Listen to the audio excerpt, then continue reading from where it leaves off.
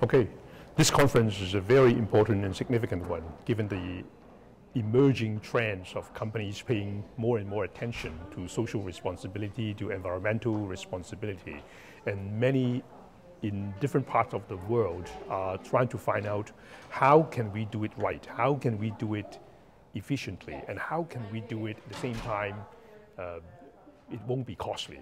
And so I think this conference brought together both private sector, public sectors, NGOs, and academics, and we jointly learn from each other how we can produce a new world of order, which at the same time contribute to the well-being of the world and create values for every stakeholder in the whole supply chain.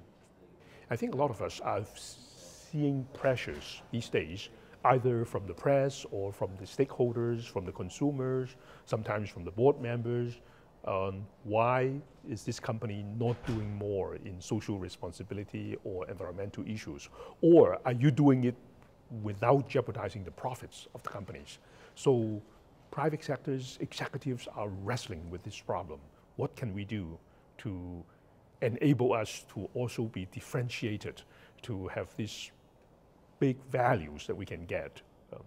And so this is a conference where we learn from each other that yes, it is not easy, there are a lot of challenges, but at the same time, there are cases, there are companies who have tried it, who have learned how to do it, and they were able to overcome those barriers. And that's how we want to bring across the message.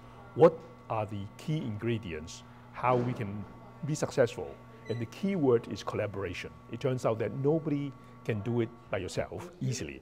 You need your partners, you need your stakeholders and the supply chain partners that collaborate.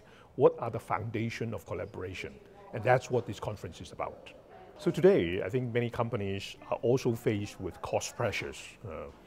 So their shareholders are asking, what are the values that you're producing for me? If you're a senior executive, you're a CEO. What I found is that, of course, in the short run, if you do not do it wisely and do it by brute force towards the environmental improvements or social compliance, that at cost.